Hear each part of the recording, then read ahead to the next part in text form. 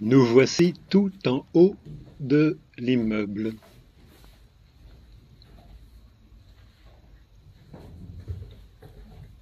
Un escalier qu'ont monté bien des gloires à l'époque, qui sont toujours des gloires d'ailleurs. Ici le 5e étage. Apparemment, selon quelques témoignages, l'appartement auquel je pense serait situé 4e étage côté cour. 5e étage, on descend. Ouvrons la fenêtre sur la cour. Donc l'appartement, ce serait les fenêtres que l'on voit, là juste voilà, ici à droite. Quelles gloires sont montées jusqu'à cet appartement dont je pense que nous allons voir la porte. Voilà, 4e étage. Eh bien, sont montés ici. Oh, je ne pourrais pas les citer tous. Berthe Morisot, Édouard Manet, Renoir, tant de peintres célèbres, Degas, des écrivains, même les très jeunes Paul Valéry, Pierre-Louis, André Gide, Oscar Wilde, Claude Debussy, musicien encore bien loin de la gloire qu'on lui connaît aujourd'hui. Et alors vers qui sont-ils tous montés? Les mardis soirs, les fameux mardis de la rue de Rome, vers Stéphane Mallarmé, dont la plupart des témoignages s'accordent à dire que la conversation était éblouissante. Il devient savant sans l'ombre d'une hésitation, écrit son plus fervent admirateur, Paul Valéry. Et voilà, nous sommes donc dans l'immeuble où logeait Stéphane Mallarmé, le fameux 89 rue de Rome. Allez, descendons jusqu'en bas. On jettera un coup d'œil dans la cour, on verra l'entrée, dont j'imagine qu'elle a été reconditionnée, mais la décoration des murs est certainement restée la même. Il y avait peut-être même déjà le miroir à l'époque, vous verrez sur le côté droit. Quelques vers de Mallarmé. Mon âme vers ton front où rêve ô calme sœur, un automne jonché de taches de rousseur, et vers le ciel errant de ton œil angélique, monte, comme dans un jardin mélancolique, fidèle, un blanc jet d'eau soupire vers l'azur attendri d'octobre pâle et pur, qui mire au grand bassin sa langueur infinie, et laisse sur l'eau morte où la fauve agonie des feuilles erre au vent et creuse un froid sillon, se traîner le soleil jaune d'un long rayon. Voilà, ce soupir de Stéphane Mallarmé, c'est le titre du poème, nous conduit dehors.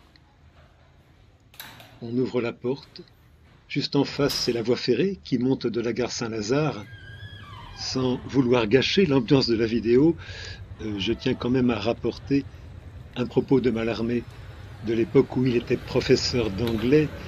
Il dit que chaque fois qu'il franchissait cette voie ferrée sur le pont, lui venaient des envies de se jeter dans le vide. Bref, passons. Sur le mur de l'immeuble, on voit toujours l'ancienne plaque commémorative, Stéphane Mallarmé, vécu dans cette maison. Elle a dû être inaugurée il y a plus de 100 ans. Et puis, comme c'est de mode depuis 1 ou 2 décennies, on a mis un balai, ce qu'on appelle un balai.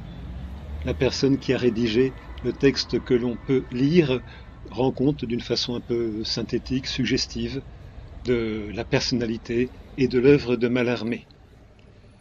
Bien, nous allons prolonger ce pèlerinage. On va descendre un peu plus bas dans la rue. Vous venez avec moi ?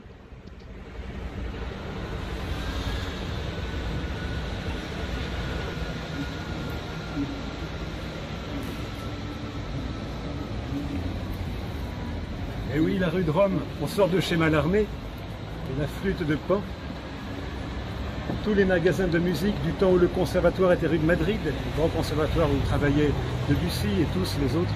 Bon, J'ai parlé de Debussy qui avait choisi d'écrire 3 poèmes de Stéphane Mallarmé en 1913. La surprise est que Ravel, alors qu'ils étaient plus ou moins en froid, Ravel disait « Il vaut mieux que nous soyons en froid pour des motifs inconsistants ». Je pourrais raconter quelques raisons de leur froid, mais ce sera une autre fois. Donc la surprise est que sans se fréquenter assidûment, même pas trop, Debussy choisit 3 poèmes de Stéphane Mallarmé pour en faire 3 mélodies, et Ravel aussi. Et imaginez que sur ces 3 mélodies, 2 sont en commun. D'ailleurs, Debussy n'avait pas pris soin de demander les droits d'auteur aux descendants de Mallarmé, le docteur Bogniot qui avait épousé la fille de Mallarmé, Geneviève, et c'est Maurice Ravel qui s'est entremis auprès de la famille, des ayants droit, des héritiers, pour obtenir justement l'autorisation de mettre ces poèmes en musique. La seule chose, comme j'ai déjà beaucoup parlé des 3 poèmes choisis par Debussy, Soupir, Placé futile, Éventail, Ravel a choisi aussi Soupir, Placé futile, mais surgit de la croupe et du bon. Je le dis en vitesse. Surgit de la croupe et du bon, d'une verrerie éphémère. Sans fleurir la veillée amère, le col ignoré s'interrompt. Je crois bien que de bouche non, lui, ni son amant, ni ma mère, jamais à la même chimère, moi, sylphe de ce froid plafond. La flûte de Pan.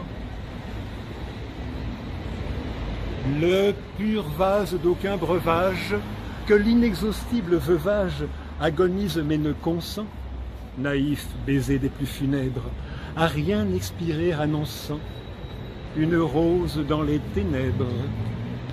Ça rappelle Maeterlinck, hein, Péléas et Mélisande. Je vois une rose dans les ténèbres. Je vois une rose, tu es sûr? Ré, ré, sol, la, si. C'est pas plutôt je vois une rose, ré, ré, fa, sol, la. On va écouter, on va voir. Hein. Ah, tu vois, c'est le bruit de la rue qui t'a fait hausser le ton. Fais attention quand même. Dans la rue des magasins de musique, des partitions, tous les instruments, tout est là. Allez, je vous montre parce que vous êtes gentils et vous répétez à personne. Hein. Regardez, c'est une autre édition, c'est pas celle que j'avais quand j'ai montré les études de Debussy. Celle-là, c'est une édition. Ma première édition, je l'ai achetée il y a 40 ans, les études, et elle est en lambeaux. Alors j'ai aussi l'édition allemande Breikopf, ça c'est le renouveau des éditions Durand, place de la Madeleine. Et puis ça, ben, vous répétez à personne. Mais... ça, je l'ai joué il y a 40 ans, je vais essayer de le retravailler parce que ça m'amuse. C'est assez merveilleux. C'est ce que bêtement on appelait néoclassique.